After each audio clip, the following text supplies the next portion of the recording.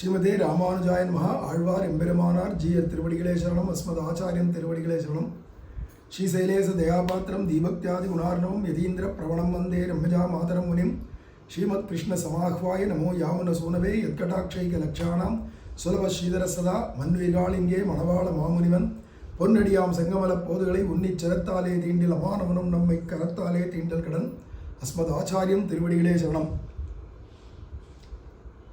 போன பாகத்தில் நம்ம கேட்கச்சவே விஷ்ணு தர்மம் அப்படிங்கிறது சௌனக பகவான் சொன்னது. அதை கேட்டது யாருடனா சதானீகன்னு பாண்டவாளுடைய வம்சத்தில் வந்த ஒரு ராஜா இந்த விஷ்ணு தர்மம்ன்ற கிரந்தத்தை உபன்யாசமாக கேட்டான். அதுதான் தொண்டரடிப்புடியாழ்வாருடைய திருமாலை பிரபந்தத்துக்கு அடிப்படை அப்படிங்கிறத அந்த பங்கியில் சொல்லிட்டு வந்தார் சுவாமி பெரியவாச்சன் பிள்ளை. இப்போ மேலும் அந்த அடுத்த பங்கியில் சொல்றார், அங்கு ஸ்ரீ சௌனக பகவான் பக்தா சதானீகன் ஸ்ரோதா, இங்கு ஆழ்வார் பக்தா பெரிய பெருமாள் ஸ்ரோதா, அங்கு அஜ்ஞாத பிரஷ்னம் இங்கு ஞாத பிரஷ்னம், ஞாதம் பிரஷ்னம் விஷயமாவானன் என்னில் கிம் மிருஷ்டம் சுதவச்சனம் என்கிறபடியே ஆழ்வார் வாயாலே திருநாம வைபவத்தை அருள் செய்ய கேட்கையில் உண்டான பிரீத்தியாலே அப்படின்னு சுவாமி பெரியவாச்சார் பிள்ளை இங்கே சொல்லிட்டு வரார். அங்கு ஸ்ரீ சௌனக பகவான் பக்தா, அந்த விஷ்ணு தர்மத்தை சொன்னவர் யாருன்னா சௌனக பகவான். அங்கே கேட்டவன் சதானிகன். இங்கே இந்த திருமாலைன்ற பிரபந்தத்தை சொல்கிறவர் யாருடானா பக்தா சொல்கிறவர். இங்கே தொண்டரடிப்புடியாழ்வார். கேட்கறது யாருடானா ஸ்வயம் பெரிய பெருமாளான ரங்கநாதரே. ரங்கநாத பெருமாள் பெரிய பெருமாளுக்கே இவர் காலக்ஷேபம் சொல்லிட்டு போகிறார். திருமாலைன்ற பிரபந்தத்தை சொல்லிட்டு போகிறார். கேட்குறார் பெருமாள். எல்லாம் தெரிஞ்ச பெருமாள் உட்காந்து இவர் சொல்லி கேட்கணுமா? எல்லாம் தெரியுண்டா சும்மாறா அப்படின்னு சொல்ல தெரியாதா? ஆனால் இவர் சொல்றதை போய் ஆசையாக கேட்குறாரே அப்படின்னா, அங்கே கேட்டவன் சதானிகன் அஜ்ஞானி. ஒரு ஞானி ஆசிரியச்சு சில பிரச்சனை நான் கேள்வி கேட்டான், பதில் சொன்னான்னு இருக்கு. இங்கே கேட்குறவர் பெரிய பெருமாள் சர்வஜன். சர்வஜா சர்வவித்துன்னு எல்லாம் தெரிஞ்ச பெருமாள். அப்போ எல்லாம் தெரிஞ்ச பெருமாளுக்கு இவர் போய் என்னத்தை பாடம் நடத்துறதுக்கு இருக்குது? இவர் என்ன காலக்ஷேபம் சொல்ல வேண்டியிருக்கு அப்படின்னா அது ஒரு கேள்வி வரும் இல்லையா? அங்கே அஜ்ஞானி கேட்டால் இங்கே ஞானியான பகவான் கேட்குறான், சர்வஜனான பகவான் அப்படிங்கிறச்சு. வேணா அங்கே பக்தா சொல்கிறவர் சௌனகர் ஞானி, இங்கே சொல்கிறவர் தொண்டரடிப்புடியாழ்வார் சூரி. அதில் ரெண்டும் பொருந்தி போயிடுது. ஆனால் கேட்குறவன் அங்கே அஜ்ஞானி, இங்கே கேட்குறவர் யாருடான்னா ஸ்வயம் சர்வஜன். இவருக்கு என்னத்துக்கு சொல்லணும்? பகவானுக்கு போய் உட்காந்து திருநாம பிரபாவத்தை எதுக்கு சொல்லணும் அப்படின்னா, அதெல்லாம் எப்படி இந்த பூர்வபட்சமான கேள்விகள் அவருக்கே உண்டாகி பதில் சொல்கிறார் பார்த்தீங்களா? இதுதான் வியாக்கியான சக்கரவர்த்தி பெரியவாச்சன். அதுக்கு சொல்கிறார் கிம்ரிஷ்டம் சுதவச்சனம்வா.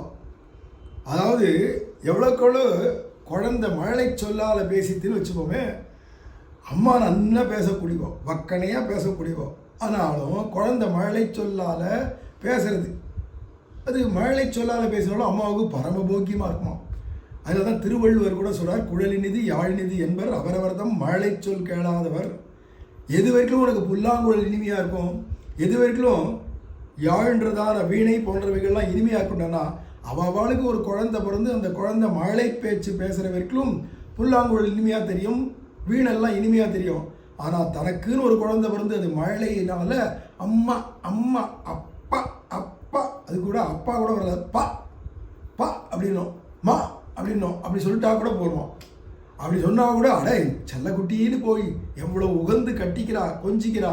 அப்போது குழந்தையுடைய மழலை சொல் கேட்டால் தாய் எவ்வளோ சந்தோஷப்படுவாளோ, அது மாதிரி ஆழ்வார் குழந்தையாக போயிட்டதுனால பகவான் ஸ்வயம் தாயாக போயிட்டதுனால அதில் பகவான் பெரிய பெருமாள் உகக்கிறாராம். இவர் சொல்கிற திருநாம வைபவம், அதுவும் ஆழ்வார் வாயாலே திருநாம வைபவத்தை அருளை செய்ய கேட்கையால் உண்டான பிரீத்தியாலே.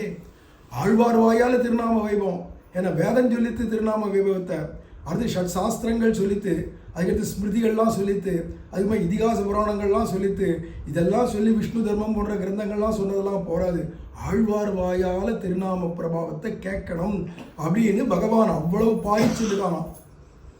அவ்வளவு பாரிக்கிறான் பகவான். மேலும் மேலும் மேலும் மேலும் பகவான் பாரிச்சுட்டு இருந்திருக்கான். அப்போ ஆழ்வார் தொண்டரடிப்புடி ஆழ்வார் வக்கனையாக பெரிய பெருமாளை படுக்க வச்சுட்டு, அதுவும் கேட்க வேண்டும் படுத்துட்டுக்கார், எழுந்து போக மாட்டார்னு அர்த்தம்.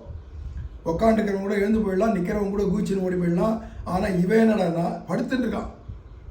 எழுந்துக்கிறதுக்குள்ள எங்கே எழுந்துக்கிறேன், உட்காரு உட்காரு உட்காரு படு படு படு அப்படின்னு சொல்லிட்டு திருப்பி சொல்லலாம். அப்படிங்கிறது போல் பெருமாள் நிம்மதியாக படுத்துண்டு அக்கடான்னு. ஏன்னா பெரிய பெருமாள், வயசான பெருமாள், சனாதன மூர்த்தி எல்லாம் படுத்துட்டு இருக்கார் நிம்மதியாக. இவர் பாட்டி ஐயா ஸ்ரோத்திரத்துக்கு போக்கியமாக இருக்கக்கூடியதான இந்த விஷயத்தை சொல்லிட்டு போகிறார் அப்படிங்கிறதுனால இப்படி திருநாம வைபவத்தை அருள் செய்ய கேட்கையால் உண்டான பிரீத்தியாலே அப்படிங்கிறார். இதுக்கு அடுத்தது இன்னும் மேலும் சொல்லிட்டு வரச்சு ரொம்ப அழகாக அவதாரிகளை சொல்லிட்டு போகிறார் சுவாமி பெரியவாச்சான் பிள்ளை. இந்த அவதாரிகையில் விசேஷமாக பல விஷயங்களை சொல்லிட்டு போகிறார். அதில் முக்கியமாக நாமப்பிரபாவத்தையே இவ்வளோ விஸ்தாரமாக சொல்லிட்டு போயிட்டு இவ காவலில் புலனை வைத்துன்ற முதல் பாசுரத்துக்கு ஆரம்பிக்கிறார் வியாக்கியானத்தை. அதில் வர திருநாம வைபவத்தை மேலே அனுபவிக்கலாம். ஆழ்வார் எம்பெருமானார் ஜீய திருவடிகளே சரணம். அஸ்மத் ஆச்சாரியம் திருவடிகளே சரணம். ஸ்ரீமதே ராமானுஜாய நமஹா.